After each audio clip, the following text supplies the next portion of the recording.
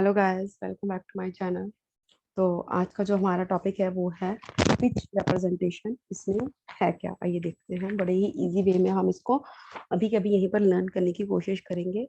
Actual में pitch presentation ये एक प्रेजेंटेशन है। It is a short and brief presentation which is not more than 20 minutes. देखो, ये एक छोटी और एक ब्रीफ प्रेजेंटेशन होती है जो कि 20 मिनट से ज्यादा की नहीं होती यूजुअली। ठीक है। और इसको देते हैं हम टू इन्वेस्टर्स को देते हैं। आप कोई भी प्रेजेंटेशन है कब दोगे? आप इन्वेस्टर्स को दोगे कि देखिए हमारा ये प्लान है, हम ये सब कुछ करना चाह रहे हैं और हमारे मतलब कि अकॉर्डिंगली ऐसे ऐसे करके प्रॉफिट्स हम कमाएंगे। तो जो भी है आपको एक प्रेजेंटेशन देना है। So it is a brief and short presentation that you have to give to the investors. ठीक है। इसे ना टेक प्रेजेंटेशन भी बोल देते हैं। तो अगर आपको आ जाए तो pitch deck presentation, so don't get confuse कि ये क्या है, ये तो हमने करा ही नहीं है। तो it is one and the same thing कि वही है ये पिच डेक प्रेजेंटेशन। ठीक है।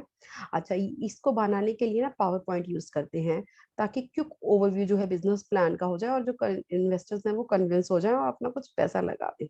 ठीक है ना। ये either face to face meeting या फिर ऑनलाइन पोटेंशियल इन्वेस्टर्स कैसे भी हो सकती है ये। ठीक है। तो इसमें होता क्या है बेसिकली, सबसे पहले इंट्रोडक्शन कि कहाँ से शुरू कर रहे हैं, स्टेप ब्रीफ अकाउंट, आप कौन हो, आप क्या करना चाह रहे हो। और बहुत ही इसको ऐसे नहीं कि आपको लंबा खींचना है, बहुत शॉर्ट और स्वीट से तरीके से आपको बताना है। और opportunity get you invest interested, ताकि आप उनको इंटरेस्ट उनका अट्रैक्ट कर सको। And one can talk up the most interesting fact जो होता है उसका।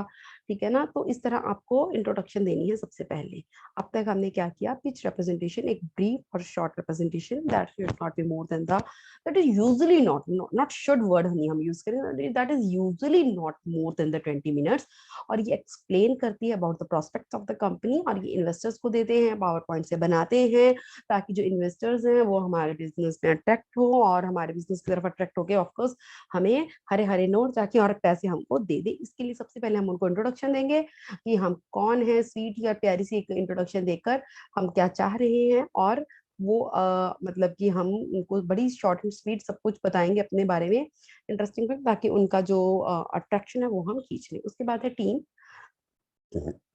आपने अपने बारे में बता दिया, अब बारी है अपनी टीम की बताने की। देखो, हमेशा ऐसे ही होता है। जब हमने सोर्सेज ऑफ फाइनेंस किया था वहां पर भी हमने पहले पर्सनल फाइनेंसिंग की। पर्सनल फाइनेंसिंग की तो पर्सनल क्रेडिट लाइंस करी। मतलब पहले हम खुद को ले रहे थे, उसके बाद हम फैमिली एंड मेंबर्स पर पहुंचे थे। वैसे ही यहाँ पर हमने पहले खुद के बारे में सब बताया, उसके बाद अपनी टीम के बारे में बताएंगे। ठीक है। सो ऐसा होता है कि पहले हम खुद का बताते हैं फिर अपनी टीम के बारे में बताते हैं। तो आप ये भी देखो, ऐसा भी तो होता है कि अगर हम कहीं इंट्रोडक्शन करते हैं तो ऐसा तो नहीं है कि हम करें कि भाई ये है, ये मेरा वो है और मैं ये हूँ। आप पहले अपने बारे में बताते हो फिर अपने के बाद वालों के बारे में बताते हो। तो introduce the audience, the people behind the scenes, उसके पीछे जो रीजंस है, want to know who are going to make the product service successful. कौन है वो लोग जो आपके इस प्रोडक्ट को, सर्विस को सक्सेसफुल बनाएंगे। ठीक है ना। वो उसके बाद है प्रॉब्लम। प्रॉब्लम में क्या आएगा इसमें आपको, प्रॉब्लम प्रॉब्लम है कि promoter should be able to explain the problem is going to solve, कि आप क्या प्रॉब्लम है जो सॉल्व करने जा रहे हो और क्या सॉल्यूशंस लेके आए हो उसके लिए। Further should be convinced that the newly introduced product और service will solve the problem convincingly. और जो आपका जो प्रोडक्ट और सर्विस है, मतलब जैसे आप मानो कि आप प्रॉब्लम लेके आए हो कि भाई गंजापन प्रॉब्लम है। ठीक है ना, कि लोग गंजे हो रहे हैं। आप even in the early 40s आप कह दो भी लोग गंजे हो रहे हैं, हम ये प्रोडक्ट लेके आए हैं, इसमें अनियन का सिरप है, बड़ा अच्छा है और ऐसे करके ये सोल्यूशन है, बड़ा ही हम केमिकल फ्री ये लेके आए हैं, ऑर्गेनिक तरीके का एट ऑल। और जिससे कि प्रॉब्लम बड़ी कन्विंसिंगली आप बताओ कि हम ऐसे करके लोगों की प्रॉब्लम सॉल्व करेंगे। तो आप प्रॉब्लम बताओगे, सोल्यूशन बताओगे। ठीक है ना। जैसे इन्होंने एग्जांपल दी हुई है फेसबुक की, कहते हैं फेसबुक जो है लॉन्च हुई थी 2004 में। इसने जो है it added some new features which give it more professional and lively look on Orkut. उससे पहले ना ऑर्कुट होती थी, Orkut was not so popular as the Facebook was because even is Facebook आज भी है, ऑर्कुट जो है पुराने जमाने की है, इवन आज की जनरेशन में भी उसको ना मालूम हो, लेकिन पुराने ज़माने में ऑर्कुट हुआ करती थी, बट उसकी कुछ डेफिशिएंसीज़ थी जिनके कारण उनको उसको लोगों पे इतनी लोकप्रियता, इतनी अहमियत नहीं मिली जितनी कि फेसबुक को मिली। So Facebook to become an instant hit, वो एक हिट बन गई थी among the people.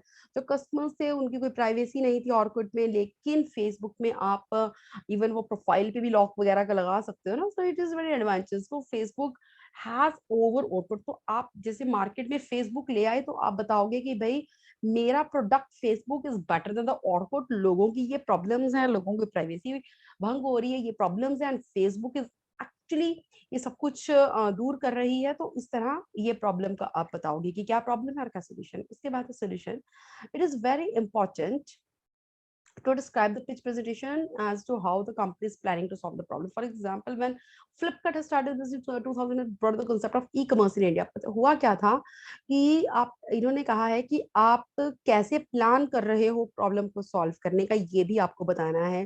Means not only the solution but what is the way how the company is actually planning to solve that problem। ठीक है, इन्होंने example दिया फ्लिपकार्ट की। फ्लिपकार्ट ने ना ई कॉमर्स का बिजनेस शुरू किया 2007 में। अच्छा, इन्होंने स्टार्ट किया तो सबसे पहले इन्होंने ना पेमेंट ना क्रेडिट कार्ड से, मतलब अगर आपको याद हो, कुछ कईयों को अगर ध्यान में हो आपके, एक्चुअल में ये बिल्कुल सही है। जब 2007 में ये बिजनेस फ्लिपकार्ट ने शुरू किया ना, तो इन्होंने क्रेडिट कार्ड की ऑप्शन रखी थी। अब भाई सबके पास क्रेडिट कार्ड नहीं होता था। आज का टाइम और तब के टाइम में फर्क है, आज के टाइम पर भी सबके पास क्रेडिट कार्ड नहीं है। इवन आप ये कह सकते हो दैट द बिजनेसमैन, जो छोटे मोटे शॉपकीपर्स वगैरह हैं या फिर वो हैं, अब स्मार्टफोन तो आजकल मेड सर्वेंट सबके पास है, लेकिन they don't have the credit card, because credit card नहीं होता। तो इन्होंने एक सिस्टम लॉन्च किया, that was the cash on delivery. तो प्रॉब्लम क्या आ रही थी, लोगों को ऑर्डर प्लेस करना था बट क्रेडिट कार्ड नहीं था। So they introduce the system of the payment on the basis of the cash on delivery, which was later followed by by other e commerce companies. बाद में क्या हुआ, बहुत सारी और जो ई कॉमर्स कंपनीज थी उन्होंने भी इसको फॉलो किया, बिकॉज कैश ऑन डिलीवरी एक एक it was reliable among the customers. लोगों को लगता था हाँ मैंने सामान ले लिया है, अब मैं पैसे दे रहा हूँ। It is kind of mentally relief to the customers, because होता है ना कि भाई मेरे पास सामान तो आया नहीं, because it was actually new among them, among the customers, और मैंने पैसे दे दिए और देखो सामान तो आया नहीं। Even many of us at that time were not ready to take the risk, they were not ready to accept all these things, but cash on delivery was something that was actually very comfortable to that time, on that time, to all the customers। so एक भी होता है। so second problem था supply chain system, delivering goods on the time is of course आप आपने order ले लिया है, now the delivering goods on the time is also important factor जो डिटरमाइन करेगा। बिकॉज आप अगर दिखा रहे हो कि आपका प्रोडक्ट आने वाले 4 दिन में डिलीवर हो जाएगा, बट आपका 5-7 दिन में नहीं हो रहा, तो ऑफकोर्स गलत है ना। आपको पहले या तो 5-7 बोल दो, लेकिन जो आपका प्रॉमिस टाइम है उसमें होना चाहिए। So Flipkart address this issue by launching their own supply chain management system to deliver orders in a timely manner। These innovative techniques were used by the Flipkart, enabled them to raise large amount of capital from the investors। इस तरह बहुत सारे investors जो है वो फ्लिपकार्ट पर attract हुए and Flipkart में उन्होंने पैसे लगाए। ठीक है, after that our point is marketing and sales। This is a very important part where the investors will be deeply interested in the market size, because अगर आप बताओगे कि जी हमारा मार्केट का साइज ये है, जैसे अमेजोन है, बाहर भी है इंडिया में भी है, आपके मार्केट का साइज क्या है, आप एक पर्टिकुलर एरिया में, आप पर्टिकुलर शहरों में, आप मेट्रो सिटीज में, आपकी साइज क्या है, मार्केट कितना एरिया जो है आप कवर अप कर रहे हो। It should be communicated to the investors, because तभी पता लगेगा कि हाँ इस एरिया में हमें इतने लोग ये वाले मिल जाएंगे। this can conclude the actual profiles of the target customers कि हमारा इतना target है, और one should be prepared to answer the questions about the promoters planning to attract the customers of business already selling the goods। promoter can also brief the investors for growth। अगर लग रहा है कि भी already ये है ये goods, तो क्या prospectus रहेगा, तो promoter बताएगा। so you should mention all these things also। तो उसके बाद है projections of the milestone. It is true that it is difficult to make the financial projections for a startup concern. हाँ, अब देखो कोई स्टार्टअप कंसर्न है उसके लिए financial projections of course it is quite difficult, but if an organisation does not have a long financial history and educated guess can be made, लेकिन हाँ एक आप गेस तो लगा ही सकते हो। Projected financial statements can be prepared which gives an organization a brief idea from where the business is heading. It tells us whether the business will be making profit or loss। हाँ तो एक guess तो of course बनता ही है, ठीक है। उसके बाद है ये तो इसमें हाँ ठीक है उन्होंने बता दिया, आप इसमें income statement, cash flow statement, balance sheet all जो है कर सकते हो। After that it is business model and financing. Okay ये दो रह रहे हैं हमारे, ये भी दो हम कर लेते हैं। क्या है इसमें? business model. The term business model is a wide term denoting core aspects of a business, includes purpose, किस purpose के लिए business process, target customers, offering strategies, organizational structures, sourcing, operational processes.